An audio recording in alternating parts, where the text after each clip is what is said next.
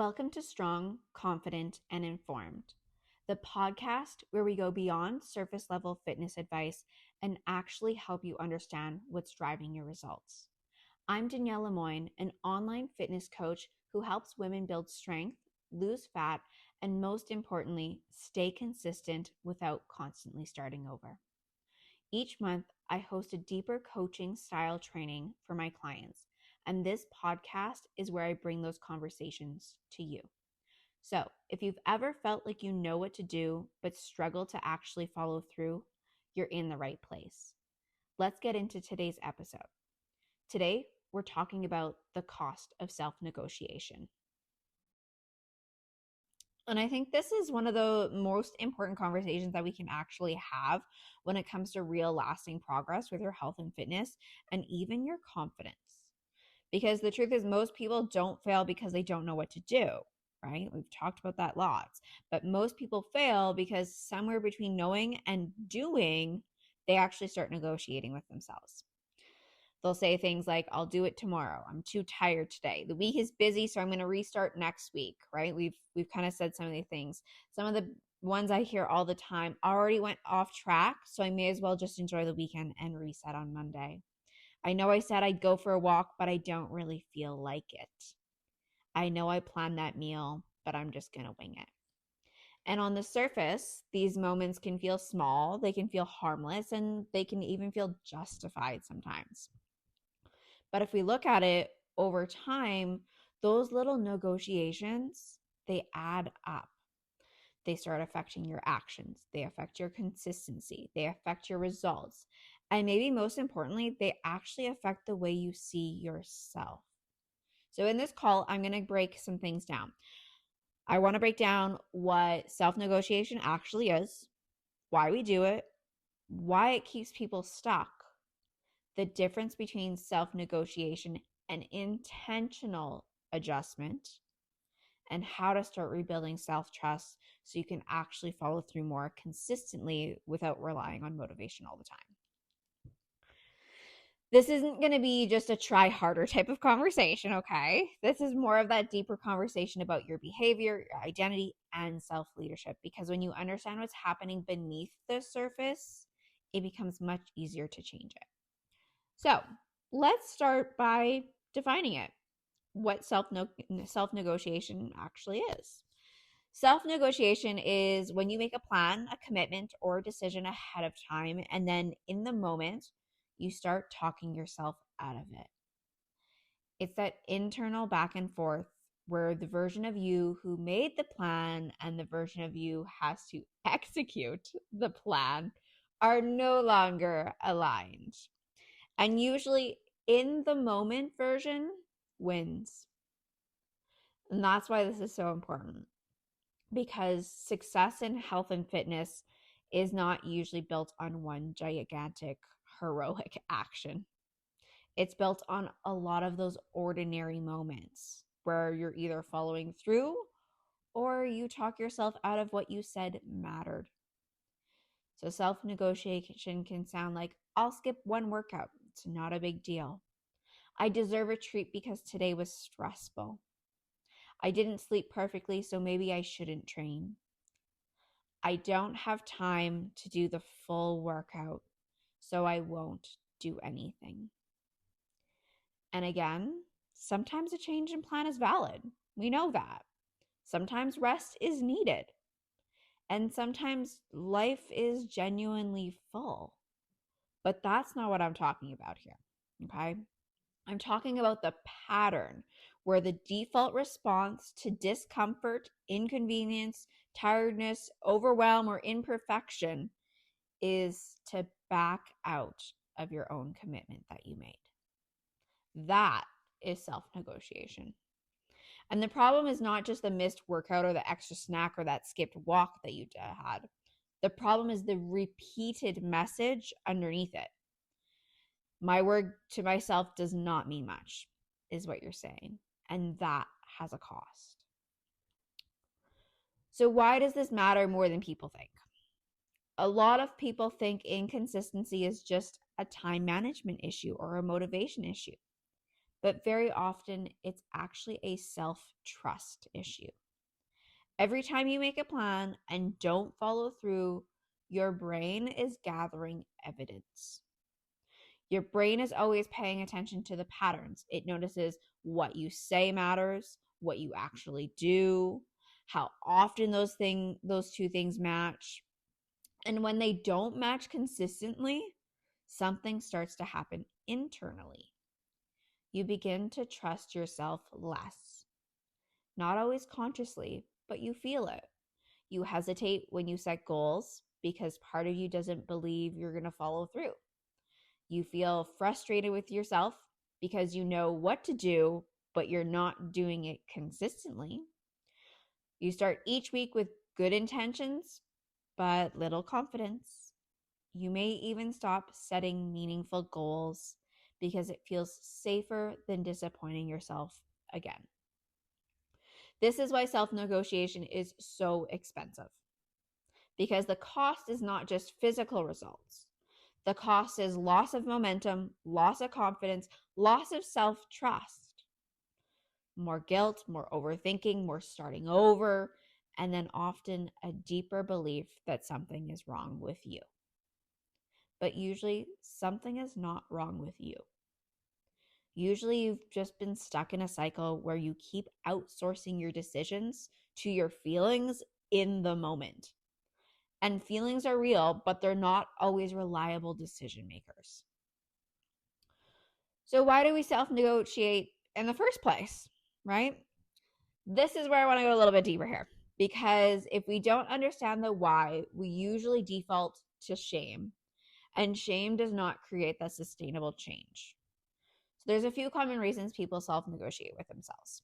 First one is we are trying to avoid discomfort, and this is a big one.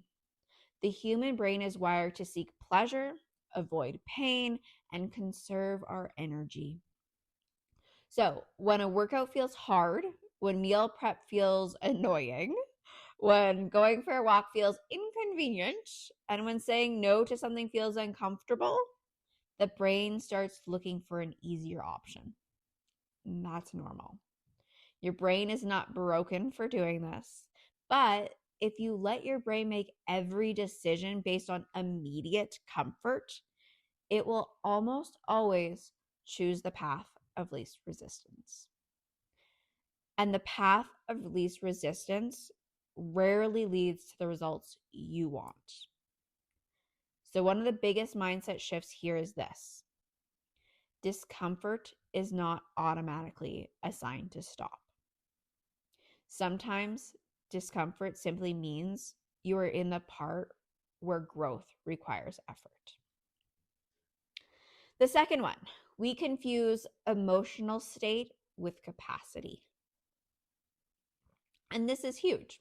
A lot of people decide what they're capable of based on how they feel in the moment. If they feel energized, they think, I can do this. If they feel tired, stressed, bloated, emotional, or unmotivated, they think, I can't. But feelings fluctuate constantly. Capacity and feelings are not always the same thing. You can feel unmotivated and still be capable of a 20-minute workout. You can feel stressed and still be capable of eating protein-focused meal. You can feel tired and still be capable of going for a short walk. Now, sometimes your capacity truly is lower. Sometimes rest is absolutely the right move. But many people are not responding to actual low capacity. They're responding to discomfort, resistance, or mood. And that distinction matters so much. Because if you treat every dip in your motivation as an instruction, your consistency will always be fragile. Now, number 3, we set overly ambitious plans and then we negotiate our way out of them. Another reason people self-negotiate is because they create plans that look good on paper, but don't match their actual season of life.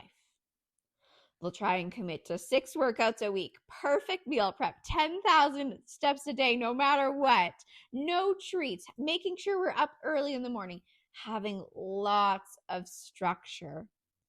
And then, as I say, life happens. They're tired, work is busy, kids are getting sick, stress is high, hormones fluctuate, sleep is off. And then suddenly, that plan feels impossible. So they start to negotiate. Not because they're lazy, but because the original plan was not realistic or flexible enough. This is why sustainable progress is not built through those extreme standards. It's built through standards you can return to consistently. The fourth one here is we've built a habit of self-abandonment. And this one's a little bit deeper. For some people, self-negotiation is not just about fitness. It's a broader pattern. They're used to showing up for other people, but not themselves. They keep promises to work, family appointments, obligations. But when it comes to their own needs, goals, and commitments, they become optional. So when it's time to prioritize that workout, the grocery trip, the meal prep, the bedtime, or even that walk, they slip to the bottom of that list. This is often less about discipline and more about learned behavior. It may have come from years of being in survival mode, years of putting others first, years of being disconnected from their own needs, years of all or nothing cycles that damaged that self-trust. So if you see yourself in this, I want you to hear this clearly. It's not a character flaw, but it is a pattern that needs to be changed if you want different results. So let's name the actual costs here of self-negotiation, because I think sometimes seeing them clearly helps people stop minimizing that pattern. The first cost is you delay your results. This is the obvious one. When your workouts are inconsistent, your nutrition is inconsistent, and your routines are inconsistent, your results, guess what? They're going to be inconsistent.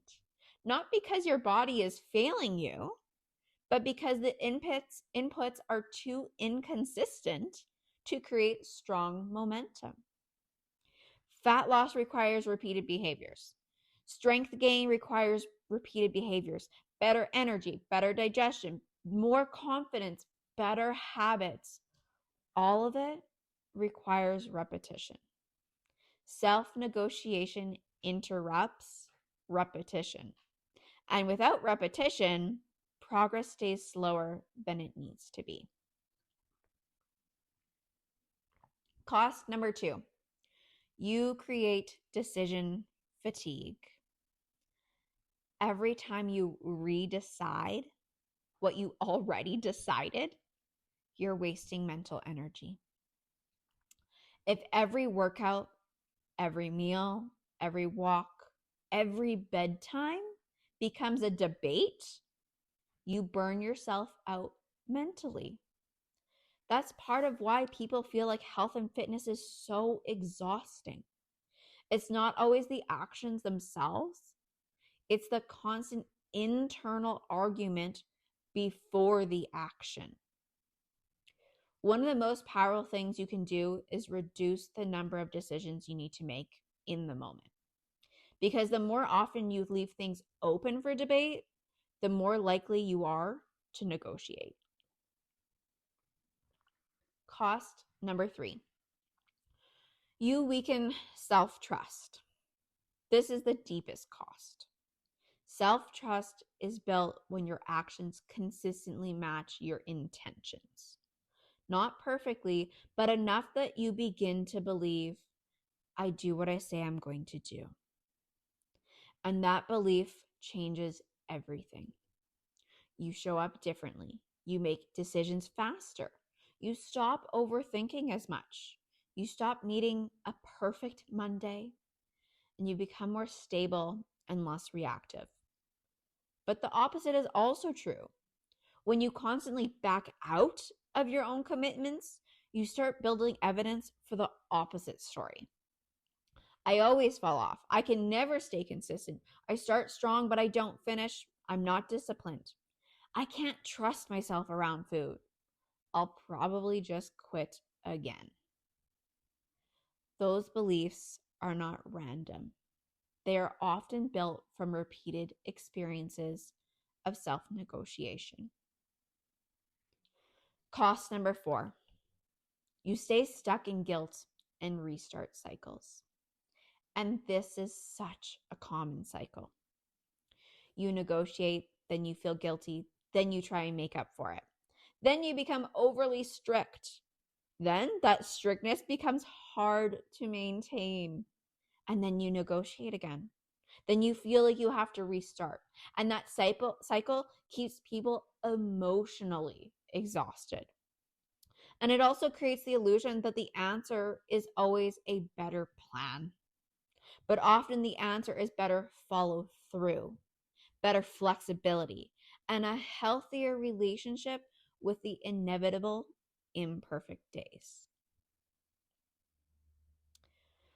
So self-negotiation versus intentional adjustment. I want to talk about this a little bit too, because this is an important distinction, because I don't want this conversation to make people feel rigid, right? The goal is not to become someone who pushes through everything no matter what. That's not wisdom, and that's not self-respect. That often can backfire as well, right? So let's talk about the difference a little bit. Self-negotiation says, I don't feel like it, so I'm out. Intentional adjustment says, my original plan doesn't fit today, so I'm going to adjust while still honoring the bigger commitment. That is a massive difference. For example, your self-negotiation might be, I can't do the full workout, so I'm going to skip it. Where intentional adjustment might be, I can't do 45 minutes today, so I'm going to do 20 minutes. Self-negotiation might be, I blew it at lunch. I had that treat, so today it's ruined. I'm going to keep going.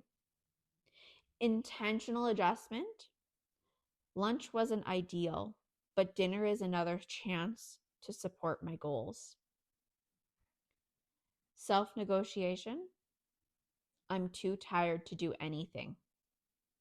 Intentional adjustment, I'm clearly depleted. I'm swapping the hard workout for a walk and getting to bed earlier.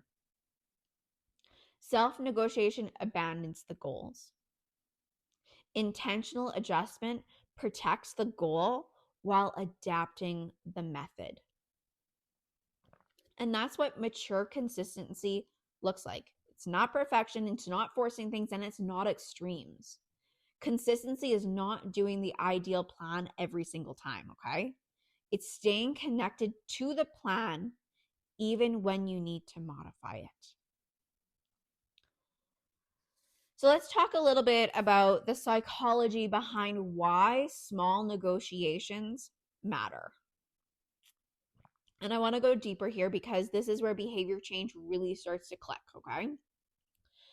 Every action you take is like a vote for the kind of person you believe you are. We've talked about this a little bit previous in our identity call back in January.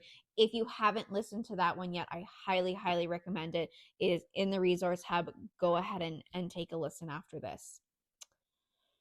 So I'm going to say it again. Every action you take is like a vote for the kind of person you believe you are. When you follow through on something small, you cast a vote for, I'm somebody who honors commitment. I'm someone who shows up. I'm someone who keeps going.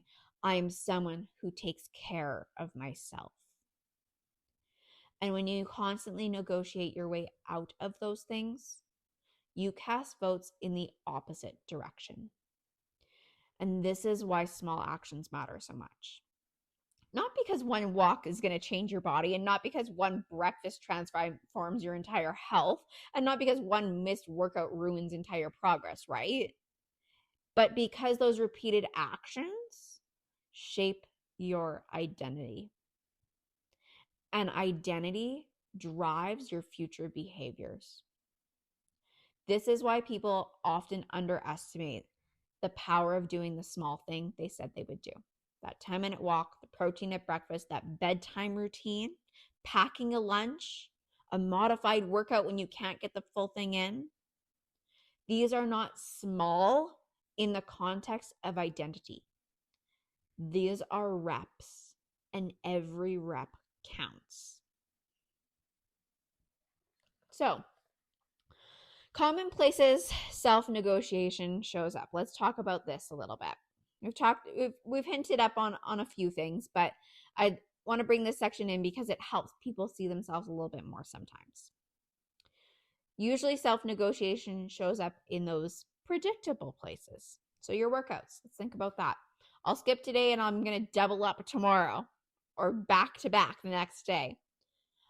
I'm behind, so what's the point? I need the perfect energy to train. I have felt that myself sometimes as well.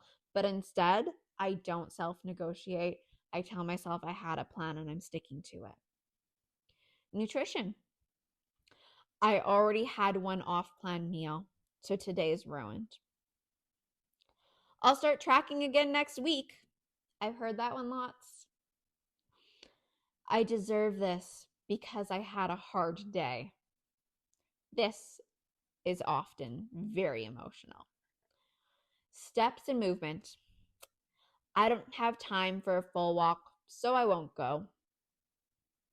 I missed my step goal, so I'll just forget about it.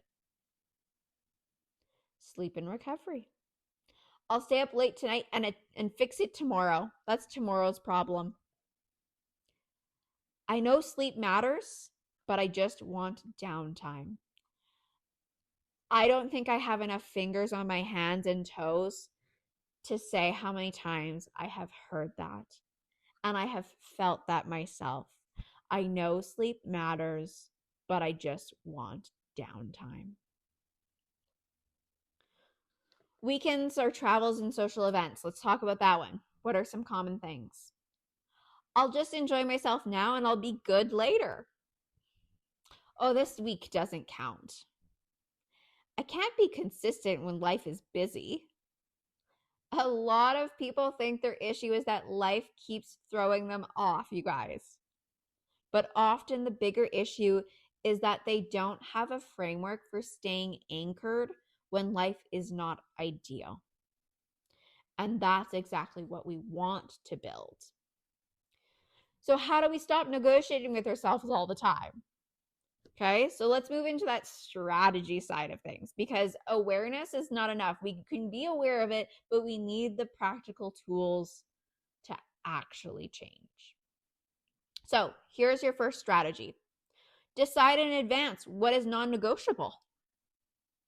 One of the biggest reasons people negotiate is because everything feels optional in the moment. So instead, choose a few things that become your baseline standards, not perfection standards, baseline standards. For example, protein with most meals, 2 workouts or 3 workouts a week, whatever our schedule is. Daily movement, even if it's short. A rough bedtime range, not a specific time, a range. Maybe that's between 9 and 9:30. Maybe that's 9:30 to 10. It's a range.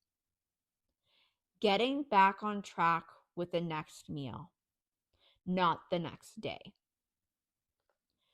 Notice how these are simple and clear. When your standards are vague, you negotiate more. When your standards are clear, you make decisions faster.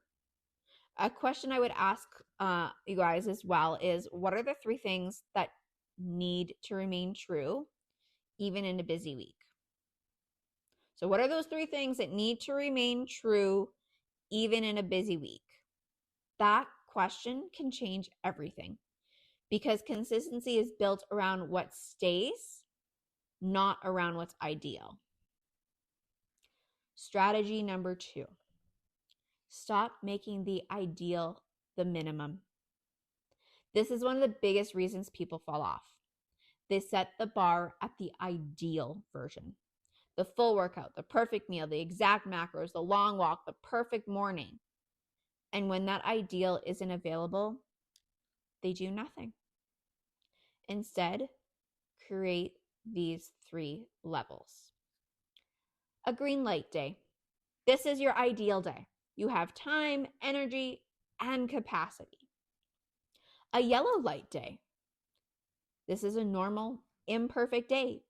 You need a modified version. A red light day. This is a high stress or low capacity day. You need the minimum effective version. For examples, workouts might look like, a green is a full session. A yellow is a 20-minute version. A red is a walk, a mobility, or one exercise. For nutrition, a green is fully planned meals. Yellow is simple protein-based meals. Red, convenient meals that still support you better than winging it. This framework is powerful because it helps keep you in the game. And staying in the game matters more than doing everything perfectly. Strategy number 3, expect resistance instead of being surprised by it. This is simple, one of those simple ones, but it's actually quite powerful. A lot of people think resistance means something is wrong. They think if I were really committed, this wouldn't feel so hard. If I really wanted it, I wouldn't have to push myself. If this was the right plan, I'd always feel motivated. And that's simply not true. Resistance is normal. You can want the result and still resist the process at the same time. So instead of being surprised by resistance, expect it. Plan for it. Say to yourself, there will probably be a moment later when I don't feel like doing this. That doesn't mean I need a new decision. It means I need to follow through on the decision I already made. That one shift can cut down negotiation a lot. Strategy number 4, shorten the gap between lapse and recovery. And this one can be huge. People who stay consistent are not people who never mess up. They're people who recover faster. They do not turn one missed workout into an entire week of missed workouts. They don't turn one off-plan meal into a whole weekend spiral. And they don't turn one bad night of sleep into a whatever type of mentality. So build this rule for yourself. The next decision matters more than the last one. That is one of the most valuable mindsets you can have. Because if you reduce the drama around imperfect moments, you reduce the need for restarts. Strategy number 5, build evidence, not intensity. A lot of people try to rebuild confidence by going all in. But confidence is not built from intensity. It's built from evidence. Evidence that you followed through. Evidence that you adapted instead of quit. Evidence that you came back quickly. Evidence that your word means something. So if you want more self-trust, don't ask, how can I be perfect this week? Ask yourself, what can I follow through on this week with honesty and consistency? That is how self-trust is rebuilt. Strategy number 6, learn to pause and question the negotiation. When you hear yourself starting to negotiate, pause. Do not automatically obey that thought. Ask yourself, what am I actually feeling right now? Is this low capacity or just resistance? What would honoring the commitment look like in a realistic way today? Am I adjusting or am I abandoning it? That pause creates space between impulse and action. And that space is where change happens. So now that we've talked about the different strategies, let's talk about how this applies to fat loss, strength, and body composition specifically. And I think this section is important because it ties the topic directly to the results. If your goal is fat loss, self-negotiation matters because fat loss is usually not ruined by one meal. It is slowed by repeated inconsistency. It is the constant weekend drift, skipped workouts, emotional eating without recovery, the all start again Monday, under eating all day, and then overeating later. Staying in the cycle instead of course correcting it quickly. If your goal is strength, self-negotiation matters because strength requires exposure and repetition. You don't get stronger by waiting until everything is perfect. You get stronger by training consistently enough, recovering well enough, and progressing over time. If your goal is body recomposition or improving how you feel in your body, the same thing applies. Your body responds to repeated signals, and self-negotiation disrupts those signals. So when people say, I feel like I'm trying, but I'm not seeing results, this is often part of the reason. It is not that they never try. It is that they are negotiating too often for their effort to compound. Let's talk about rebuilding self-trust after years of inconsistency. And this is the part that's probably going to hit a little bit emotionally for a lot of people. If you have been inconsistent for years, it is easy to make that mean something about who you are. You might think you're not disciplined. I've never been somebody who sticks to things. I always self-sabotage, and I can't trust myself. But I want to challenge that. Sometimes inconsistency is not because you are incapable. Sometimes it's because your standards were unrealistic, your methods were too rigid, your life was overloaded, your nervous system was taxed, your approach was based on shame, or your plans didn't account for being human. So rebuilding self-trust starts with honesty, not punishment. It starts with asking, what can I actually commit to? What support do I need? What patterns keep showing up? Where do I tend to negotiate most? And how can I make follow through easier?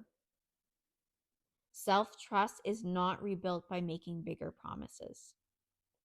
It is rebuilt by making more honest promises and keeping them. That's the work. I'd like to slow down here and get a little more grounded. So, if you take one thing from today, let it be this. The problem is not that you need to become perfect. The problem is that too often you are treating your commitments to yourself like suggestions instead of standards. And every time you do that, it costs you. It costs you progress. It costs you momentum. It costs you energy. It costs you confidence. And over time, it costs you trust in yourself. But know that that can be changed. Not overnight, not through pressure, not through going all in for 5 days. It changes when you start honoring your word in small, consistent ways. When you stop making every hard moment mean stop. When you stop turning imperfect days into abandoned weeks. When you learn the difference between adjustment and avoidance. when you build standards that can survive real life. And when you prove to yourself over and over again that you can come back. Because at the end of the day, the goal is not just fat loss. The goal is not just strength. And the goal is not just changing your body. The deeper goal is becoming someone who trusts herself, someone who follows through, someone who adapts without quitting, someone who can rely on herself, someone who knows that even if a day goes sideways, she does not disappear. That version of you is built through reps, small reps, ordinary reps, daily reps. And every time you choose to stop negotiating and start honoring the bigger commitment, you cast a vote for that version of yourself. And that's where the real change happens. So, as I leave you with this call, here's what I want you to do. The first one is identify your biggest negotiation point. Ask yourself, where do I negotiate with myself the most right now? Is it my workouts, nutrition? Is it on the weekends? My sleep, my steps? Get specific about it. The second is choose 3 non-negotiables for this season. Not 10, not perfect ones. I want 3. What are the 3 things you want to keep true even in imperfect days or weeks? The third thing, create your minimum version. For workouts, food, and movement, ask, what is my minimum version on a hard day? Because that is what will keep you consistent. And if you want, you can even journal on this question. Where in my life have I been treating my promises to myself like suggestions? I'll say it again. Where in my life have I been treating promises to myself like suggestions? That one question alone can open up a lot. I want to thank all of you for listening to this one. I know this topic can feel a little more personal because most of us have experienced this in some way. But it's also a really empowering conversation because once you see that pattern, you can start interrupting it. And that's where the change begins. Not with that perfect Monday, not with more pressure, but with one more honest decision, and then another and another. Hopefully, this gave you a different way to look at things and something you can actually start applying right away. At the end of the day, this isn't just about workouts or nutrition. It's about becoming someone who shows up consistently, trusts themselves, and knows what they're doing. That's how you build real results. If this episode resonated with you and you want more of this kind of content, you can find me over on Instagram at DL Fitness Coaching, where I share more tips, behind the scenes coaching, and real life applications of all of this. And if you're ready to take this step further and actually apply it with support, you can find all the details about my coaching in the show notes. Until the next episode, I'll talk to you later.